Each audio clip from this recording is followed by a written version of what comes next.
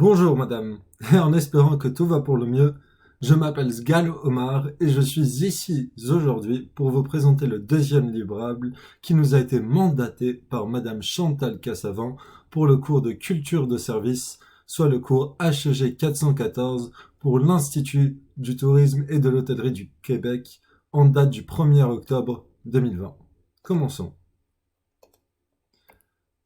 Durant cette présentation, nous effectuons tout d'abord une introduction. Suite à cela, nous effectuons une présentation de l'hôtel et des résultats du diagnostic obtenu. Et pour finir, nous effectuerons une conclusion sur l'état de la mobilisation. Alors, pour ce travail, soit pour ce deuxième livrable, nous avons été mandatés par madame Chantal Cassavant, professeure du cours de culture de service, à évaluer la mobilisation et la rétention des employés dans l'établissement dans lequel nous avons effectué notre premier stage scolaire, ou bien dans tout autre type d'établissement hospitalier. De ma part, j'ai choisi le Royal Thalassa Monastir, situé dans le centre de la côte littorale tunisienne. Durant mon premier stage scolaire, soit entre le mois d'avril et d'octobre 2019, j'ai eu la chance d'occuper une multitude de fonctions dans le poste d'assistant à la supervision du front desk, où j'ai pu le plus apprendre sur la culture organisationnelle, sur le parcours client, sur la culture de service, mais aussi sur la culture client en Afrique du Nord. Alors, concernant la présentation de l'hôtel, durant cette deuxième partie de la présentation, nous vous présenterons l'hôtel que j'ai choisi, soit le Royal Thalassa Monastir, pour réaliser ce deuxième livrable. Entre autres, ce diagnostic. Alors, le Royal Thalassa Monastir, il s'agit d'un hôtel situé à Monastir en Tunisie, entre autres sur la côte littorale tunisienne. La gamme à laquelle il appartient s'agit du privé et du luxe. Il s'agit d'un hôtel 5 étoiles qui a été construit dans les années 2000, mais qui a subi une rénovation entre les années 2008 et 2010. Cet hôtel appartient au groupe Thalassa Hotel, qui appartient quant à lui à la famille Sgal. Il y a plus de 20 ans de cela maintenant. Toutefois, la gestion est effectuée par Monsieur Hatem Ahliwi, qui s'agit d'un gestionnaire d'hôtellerie tunisienne. Il est important de mentionner qu'il s'agit d'un hôtel non syndiqué, puisque la famille Sgal, mais aussi le directeur général Hatem Ahliwi, souhaiterait garder le contrôle de l'organisation. L'hôtel est muni de 260 chambres pour un total de 250 employés. Ses saisons hautes sont l'été et le printemps. Alors, qu'est-ce que l'hôtel réserve à ses clients? Tout d'abord, en ce qui concerne les produits, l'hôtel est muni de 8 salles de projection pour la clientèle d'affaires, mais aussi deux amphithéâtres pour la clientèle de loisirs ou pour les futurs mariés. L'hôtel est aussi doté de 3 restaurants et bars, tout comme il est doté d'espaces de loisirs, comme le spa, le salon de coiffure, les terrains sportifs pour les sportifs, etc., etc. Du côté service, l'hôtel est muni d'une multitude de services, tels que le pressing et la lingerie à chaud, le valet et le stationnement, la base nautique pour les sportifs, le terrain de golf, les plongées sous-marines, etc., etc. Alors, concernant la présentation des résultats du diagnostic, durant cette deuxième partie, sur la présentation du diagnostic, nous vous présenterons les résultats ayant été obtenus après avoir effectué un diagnostic de la mobilisation et de la rétention des employés du Royal Thalassa Monastir. Alors, la décomposition du diagnostic. La présentation des résultats du diagnostic se déroulera sous les rubriques suivantes. Durant la première section, nous discuterons de la mobilisation des employés, entre autres de l'état de la mobilisation de l'équipe.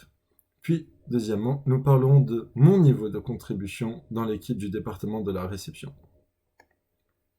Durant la deuxième section, nous élaborerons sur la rétention, plus précisément sur les stratégies utilisées par l'organisation pour retenir ses employés, de se tourner vers la concurrence ou bien de quitter l'organisation pour aller à l'étranger. À la suite de cela, nous discuterons du dilemme avec lequel l'organisation doit faire face. En outre, ce dilemme mène à l'absence de stratégie de rétention après 4 ans dans l'entreprise pour les employés. Commençons par la section 1, soit la mobilisation. Durant la première section, nous discuterons de la mobilisation des employés, entre autres de l'état de la mobilisation de l'équipe envers l'objectif commun. Deuxièmement, nous parlerons de mon niveau de contribution dans l'équipe envers cet objectif ou bien envers la performance journalière de l'équipe. Commençons par l'état de la mobilisation de l'équipe. Alors, vis-à-vis du respect du contrat de travail, oui, les employés respectent leurs obligations disciplinaires. En plus de cela, ces derniers se voient de suivre à la lettre tout ce qui a été prescrit dans le manuel de l'employé, qui, on le rappelle, décrit toutes les tâches, rôles et responsabilités à tenir en compte ou à respecter. Par conséquent, ces efforts menés par les employés pour respecter le contrat de travail représentent une amorce de l'effort de la mobilisation, ce qui permettra la réalisation plus rapide des priorités organisationnelles. Maintenant, concernant la motivation individuelle des employés, qui est divisée en deux parties. Tout d'abord, le dévouement dans le poste de travail. Étant donné que les employés du département de la réception sont des employés saisonniers ou à temps partiel, leur dévouement dans leur poste se voit être à la hauteur des attentes. En effet, ces derniers acceptent par exemple d'assumer des tâches supplémentaires, des affections spéciales, de faire des efforts supérieurs à la normale, et voire même allonger leurs heures de travail lorsque cela est nécessaire, de fournir un rendement qui va au-delà des attentes normales. Pourquoi ces derniers agissent-ils ainsi ? Tout simplement parce que chacun d'entre eux souhaiterait devenir titulaire dans l'organisation, ce qui leur permettra de travailler à temps plein, de même que d'obtenir davantage de bénéfices organisationnels, tels que des formations à l'étranger prépayées. Il est important de mentionner que ces comportements de dévouement individuel ne peuvent être que volontaires, puisque ce dépassement des attentes de performance provient d'une forte motivation individuelle. Outre cela, il est important de préciser que ces actions qui dépassent les exigences normales du contrat de travail peuvent représenter un avantage concurrentiel pour les organisations qui réussissent à susciter ces employés. Maintenant, du côté des développements des compétences, toujours dans la motivation individuelle. Ce sont généralement les employés saisonniers ou les employés à temps partiel qui prennent des initiatives pour acquérir des connaissances et des habiletés qui peuvent constituer des ressources stratégiques dans le contexte des marchés. Toutefois, il faut reconnaître que les employés titulaires et les cadres ont tendance à être influencés par la curiosité de ces employés à temps partiel ou ces employés saisonniers. De même qu'ils sont fascinés par leurs nouvelles techniques de travail, ce qui mène à une copie des pratiques de travail. Maintenant, concernant la mobilisation individuelle. Tout d'abord, dans l'aide apportée aux autres. Le superviseur et les employés les plus anciens, se voient d'aider les employés à temps partiel ou les employés saisonniers lors d'une difficulté ou lors d'un oubli dans le processus de service. Ainsi, cette aide rend les autres plus performants et meilleurs, notamment là du partage de connaissances et de compétences. Maintenant, dans la facilitation interpersonnelle. C'est principalement le superviseur qui écoute, encourage, félicite et soutient les autres. Cette attitude permet de créer un esprit d'équipe, dénouer des conflits et même rapprocher les employés entre eux. Du côté de la coordination avec les autres, tous les employés se doivent de lire le registre de passation de service avant de commencer leur shift de travail. Cette technique permet de passer des messages, penser aux autres avant d'agir et se préoccupe de l'impact des actions sur les autres, ainsi de suite. Du côté de l'amélioration continue, les employés à temps partiel ont tendance à suggérer des solutions constructives qui adhèrent au changement, en proposent et même en implantent. Maintenant, vis-à-vis de la loyauté organisationnelle, le Royal Thalassa Monastir se voit être un symbole de la ville de Monastir. Cela signifie que l'ensemble des employés s'agissent d'ambassadeurs internes et externes. Ces derniers aident au recrutement externe, ils s'engagent dans la communauté externe, ils promeuvent les produits et services de l'organisation. Pour finir du côté de l'orientation vers le client, la personne qui fournit un service exemplaire, courtois et empressé améliore les services offerts au client. Pour finir dans la mobilisation collective, il est important de préciser que la vision qui a été proposée par le directeur du département a permis d'améliorer l'état de la mobilisation de groupe. Maintenant, passons à la situation de mon niveau de contribution dans l'équipe. Alors, selon mon mentor de stage, entre autres selon le directeur de l'hôtel, Hatem Ahliwi, et le directeur de la réception, mon niveau de contribution dans l'équipe était supérieur. C'est-à-dire que mon déploiement était plus intensif d'efforts au travail de façon à dépasser les attentes.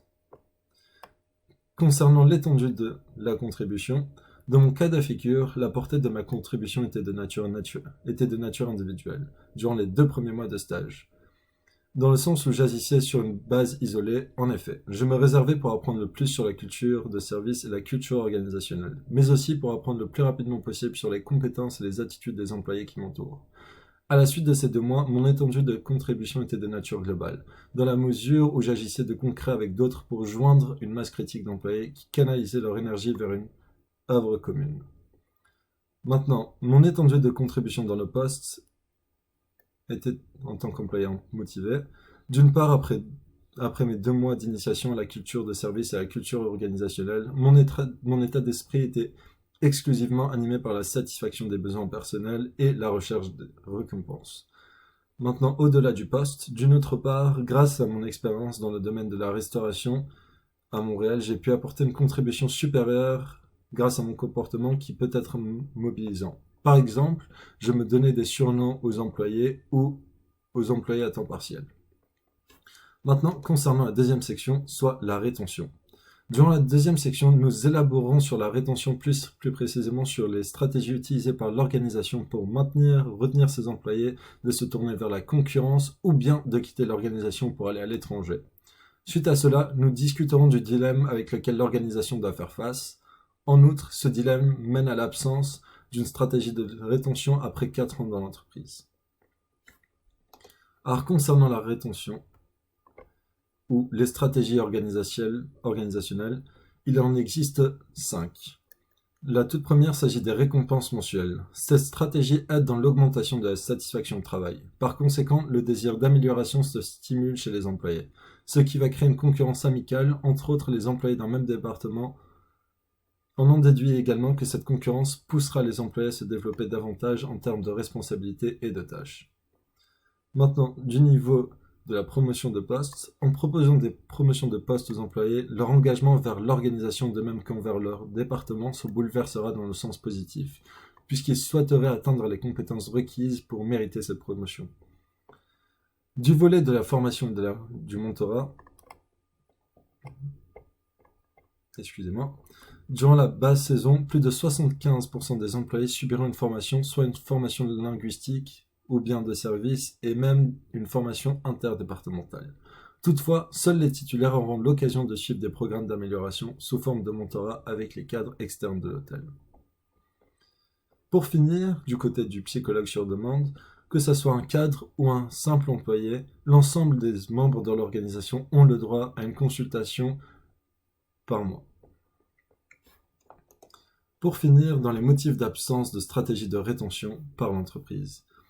Étant donné qu'il s'agit d'un hôtel non syndiqué, selon la loi émise par la Fédération du tourisme tunisien, un hôtel non syndiqué n'a point le droit de retenir ses employés après 4 ans de service. Ainsi, pour maintenir ses fonctions, l'employé doit devenir titulaire dans l'organisation ou bien ce dernier doit travailler dans une autre ville pendant 1 année et revenir occuper sa fonction après avoir écoulé cette année. En plus de cela, un hôtel syndiqué doit attribuer plus de 80% du pouvoir ou des prises de décision à ses employés. Cela vient à l'encontre de la philosophie de la famille Gall qui souhaite maintenir son pouvoir avec le directeur de l'hôtel. Maintenant, étant donné que l'hôtel est ouvert à temps partiel, seul 30% du staff est maintenu, soit les titulaires et cadres. Cela fait que l'hôtel se voit d'engager des employés de manière saisonnière à cause du bas taux d'occupation entre le mois de novembre et d'avril. Par conséquent, l'hôtel n'a pas tendance à retenir les employés à temps partiel et les saisonniers, voire même les nouveaux titulaires qui préfèrent quitter leur fonction après 1 année de travail. En conclusion, afin d'engager ou bien afin de mobiliser les employés, il serait primordial pour le directeur de la réception, en collaboration avec le directeur de l'hôtel, d'établir et d'énoncer une mission commune pour l'ensemble des départements de l'hôtel, ce qui permettra de mobiliser davantage l'ensemble des départements. Merci de votre attention, Madame Chantal Cassavant. Ce fut un plaisir de suivre votre cours cette session et à très bientôt. Merci.